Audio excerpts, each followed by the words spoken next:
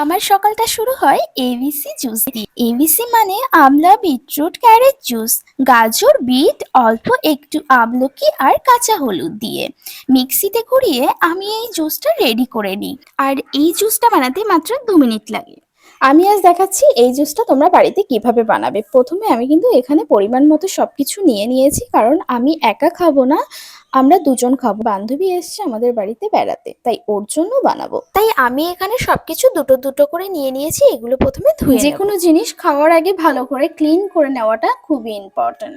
যদি তুমি একা খাও তাহলে একটা নেবে, যদি দুজন থাকো তাহলে দুটো করে সবজি নিতে হবে।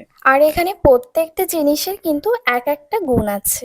যেমন বিটরুট আমাদের শরীরে রক্ত বাড়াতে সাহায্য করে, আমলকি আমাদের চুলের গোড়া মজবুত করে, হলুদ আমাদের স্কিনের গ্লো ধরে রাখতে কিন্তু সাহায্য করে। তো জেনে গেলে প্রত্যেকটা জিনিসের কি কি গুণ আছে।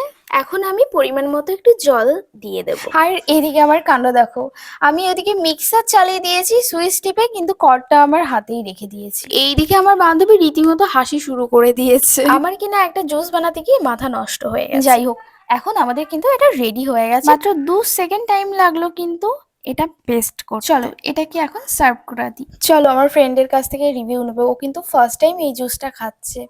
কিরে কেমন লাগছে বল? ও বলছে দারুণ। আর এই জুসটা কিন্তু তোমরাও ঝটপট বাড়িতে 2 মিনিটে রেডি করে নিতে পারো। খেতে কিন্তু খুব সুন্দর, স্বাস্থ্যের পক্ষে খুব ভালো। দেন এটাকে আমি আমাদের ব্রেকফাস্টে বানিয়ে নিয়েছিলাম একদম গাওয়া ঘির, 2টো ডিম পোচ, আর ওপরে দিয়েছিলাম একটু ব্ল্যাক পেপার। আর ব্রেকফাস্টে নিয়েছিলাম খেজুর, শসা, গাজর, বিটরুট, কলা আর ডিম পোচ।